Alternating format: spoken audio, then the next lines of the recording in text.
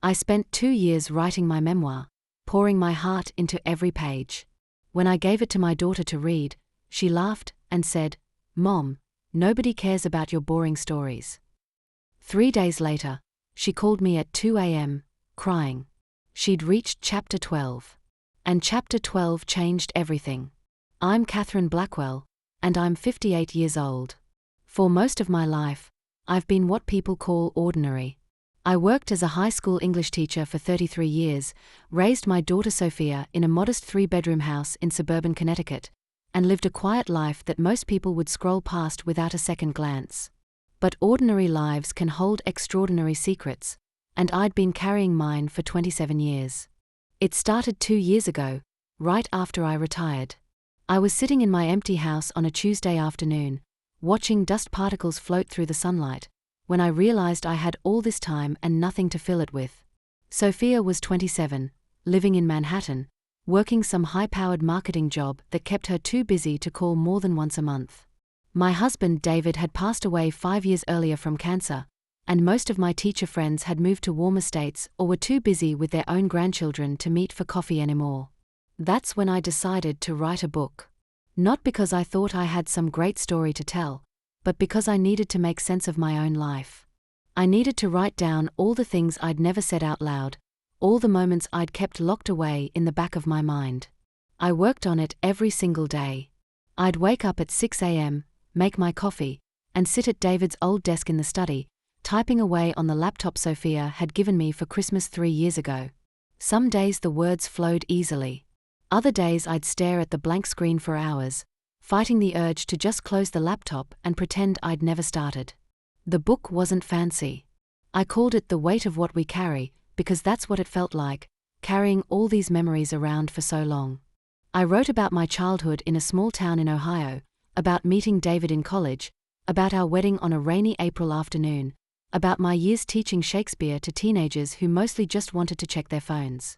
I wrote about David's illness, about holding his hand in the hospital at 3 a.m. when the morphine wasn't enough and he couldn't remember my name anymore. And I wrote about Sophia. About the day she came into my life and changed everything. After 2 years, I had 347 pages. I read through it probably 50 times, making small edits, changing words, wondering if I was brave enough to let anyone else see it. Finally, on a Saturday morning in March, I had it professionally printed and bound. Just 2 copies. One for me, and one for Sophia. I drove into Manhattan that Sunday afternoon. Sophia lived in her expensive apartment in Chelsea that I could never afford, the kind of place with a doorman and floor-to-ceiling windows. She'd done well for herself, and I was proud of her, even though we'd grown distant over the years. She was always so busy, always rushing to the next meeting or the next business trip. When I showed up at her door at 4 p.m. with the book wrapped in brown paper, she seemed surprised. "Mom? You didn't tell me you were coming." "I wanted to give you something," I said, holding out the package. "I wrote a book. About my life, our life. I'd really like you to read it." She took it, glancing at the package like it might contain something unpleasant. "A book? Mom, that's great. Really." I poured my heart into it. "Sweetheart. It took me 2 years. There are things in there I've never told you, things I think you should know." She set it on her coffee table, barely looking at it. "I'll definitely read it when I have time. Things are just crazy at work right now. We are launching a new campaign and I'm pulling like 60-hour weeks." "Sophia, this is important." "I know, Mom. And I will read it. I promise." But her tone told me everything I needed to know. She wasn't going to read it. Or if she did, it would be months from now, skimming through it while half watching Netflix.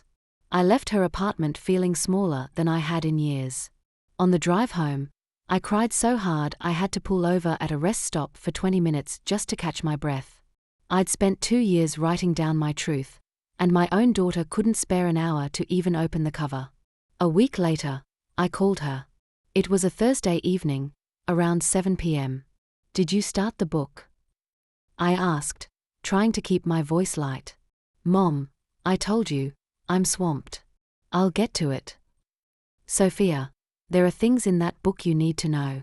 Important things about your life, about our family.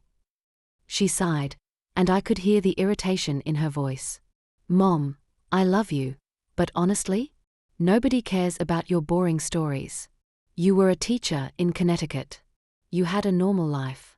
I don't mean that in a bad way, but I just don't have time to read 300 pages about lesson plans and parent-teacher conferences right now.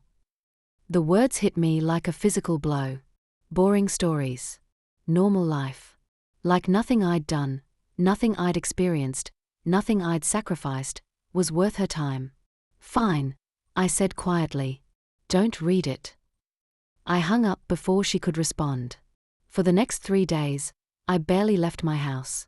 I felt foolish for thinking the book mattered, foolish for believing Sophia would care about what I had to say. I'd raised her alone after David died, worked double shifts tutoring students after school to pay for her college, missed my own father's funeral because she had a dance recital the same weekend. And this was what I got. Boring stories. Then, at exactly 2:07 a.m. on Monday morning, my phone rang. I jerked awake, my heart pounding. Calls at 2 a.m. are never good news. I grabbed my phone from the nightstand, expecting to hear about an accident or an emergency. Mom. Sophia's voice was thick with tears, barely recognizable. Sophia? What's wrong? Are you hurt? I read your book. She was crying so hard she could barely get the words out. I read your book, Mom. I read it all night. I couldn't stop. And I got to chapter 12. My entire body went cold. Chapter 12. Of course. I should have known she'd eventually read it. I should have been prepared for this moment. But I wasn't. Sophia, is it true? She whispered. Is chapter 12 really true? Everything you wrote about that night? I sat up in bed, turning on the lamp. My hands were shaking. Every word is true. Why didn't you ever tell me? Why did I have to find out like this, reading it in a book? Because I didn't know how. Because I was afraid. Because I thought if you knew the truth, you'd never look at me the same way again. She was sobbing now, full, broken sobs. I need to see you. I'm coming there. I'm getting in my car right now. Sophia, it's 2 a.m. You're upset. Just wait until... No. I can't wait. I need to see you now. She hung up. I sat there in my bed, holding my phone, feeling like the entire world had just tilted on its axis. Chapter 12. The chapter I'd written and rewritten probably 100 times. The chapter I'd almost deleted a dozen times. The chapter that contained the truth I'd been keeping from my daughter for 27 years. Sophia arrived at my house at 3:40 a.m. I'd made coffee and was sitting at the kitchen table when I heard her car pull into the driveway.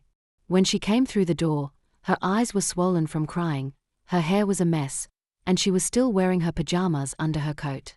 She stood in the doorway holding my book, open to chapter 12, and just looked at me. Talk to me, she said. Tell me everything. Not the book version. The real version. I took a deep breath. This was it. The moment I'd been dreading and hoping for all at once. Sit down, I said. She sat across from me at the kitchen table, the same table where we'd had breakfast together every morning for 18 years, where I'd helped her with homework and listened to her talk about boys and college applications and all her dreams for the future. You know, I met your father in college, I started. What you don't know is that I had a roommate named Sarah Mitchell. She was my best friend. We were inseparable. Sophia nodded, her hands gripping her coffee cup so hard her knuckles were white. Sarah got pregnant our senior year. The father was a guy she'd been seeing, Marcus Crawford. He was bad news, Sophia. Drugs, violence, the whole nightmare. When Sarah told him she was pregnant, he beat her so badly she ended up in the hospital for a week. After that, she was terrified of him. She knew she couldn't keep the baby, not if Marcus found out. He would have used that child to control her for the rest of her life. Tears were streaming down Sophia's face again. Sarah came to me one night in April. She was 7 months pregnant. She said she'd made a decision. She was going to give the baby up for adoption to a family through an agency, people who could give the child a good life, far away from Marcus. But then, 2 months later, when you were born, something changed. I had to stop and wipe my own eyes. Sarah held you for exactly 10 minutes after you were born. Then she looked at me and said, "I can't do this, Catherine. I can't give her to strangers. But I can't keep her either. Marcus will find us. He'll hurt her." She was sobbing, begging me. "You and David," she said. "You're getting married next month. You've always wanted children. Please. Please take her. Raise her as yours. Keep her safe." Sophia's hands were covering her mouth, her whole body shaking. I said yes. David said yes. We took you home from the hospital 3 days later. Sarah signed the papers, gave up her parental rights. Legally, you became ours. Completely ours. She made us promise we'd never tell you the truth, that we'd raise you as our daughter, not as some obligation or favor. "Where is she?" Sophia whispered. "Where's Sarah now?" This was the hardest part. The part I'd cried about while writing chapter 12. She died 6 months after you were born. Drug overdose. Marcus had found her, gotten her hooked on heroin. By the time anyone realized how bad it was too late. Sophia let out a sound I'll never forget, somewhere between a sob and a scream. She saved you, Sophia. She gave you to us because she loved you enough to let you go. And I loved you from the moment I held you. Not because Sarah asked me to, but because you were mine. You've always been mine.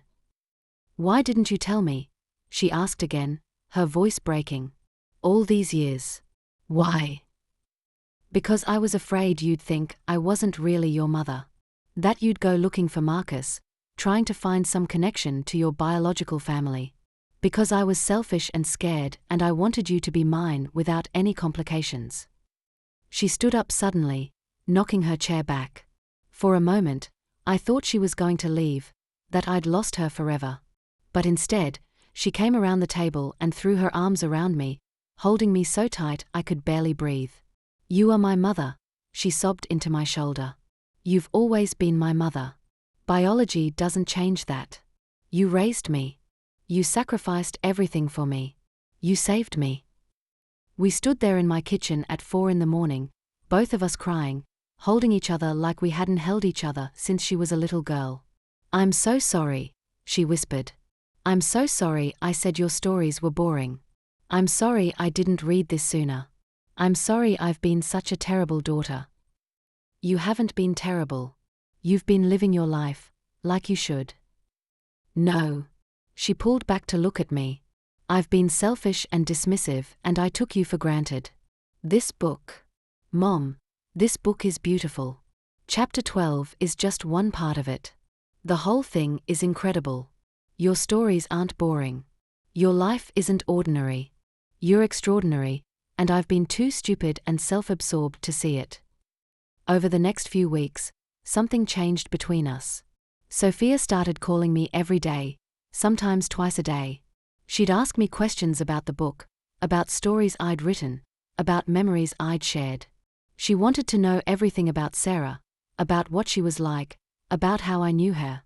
"She had your smile," I told Sophia one afternoon. "And your laugh. When you laugh really hard, with your whole body, that's Sarah. She was fearless and wild and so full of life. That's where you get your drive, your ambition. That's all her." Sophia cried, but they were good tears this time. A month after that 2 a.m. phone call, Sophia did something I never expected. She called me on a Wednesday afternoon and said, "Mom, I sent your book to a literary agent. A friend of mine from college represents authors, and I made her read it. She wants to publish it." "What?" "Sophia, no, I didn't write it for. Mom, your story needs to be told. Not just for me, but for everyone. For every woman who's made impossible choices, who's sacrificed everything, who thinks her life is too ordinary to matter. Your story matters." 6 months later, The Weight of What We Carry was published by Riverside Press. It didn't become a bestseller or win any major awards. But it sold steadily, quietly. I got letters from readers, women mostly, telling me they saw themselves in my story, that chapter 12 made them cry, that they'd called their mothers after reading it. Sophia came to every single book signing. She'd stand in the back of the room, watching me talk to strangers about my life, and she'd smile. At one signing in Boston, during the Q&A, someone asked me what the most rewarding part of writing the book had been. I looked at Sophia and said, "My daughter told me nobody cared about my boring stories." Turns out, she was wrong. But more importantly, I was wrong. I thought I'd written this book for other people. Really, I wrote it for her. And that 2 a.m. phone call when she reached chapter 12? That was worth every single word. Sophia started crying right there in the bookstore, and I had to pause the Q&A to go hug her. Now, a year later, Sophia has her own copy of the book on her desk at work. She tells me she rereads chapter 12 whenever she's having a hard day, whenever she needs to remember where she comes from, who she is. "You gave me life twice, Mom," she told me recently. "Once when Sarah handed me to you, and once when you wrote that book and told me the truth. Both times, you saved me." The book taught me something important. Our stories are never boring. Our lives are never ordinary. Every single person carries weight that others can't see, makes sacrifices that go unnoticed, holds secrets that shape the people we become. And sometimes, all it takes is the courage to write it down, to tell the truth, to trust that the people we love will understand. Chapter 12 changed my daughter's life. But writing it changed mine.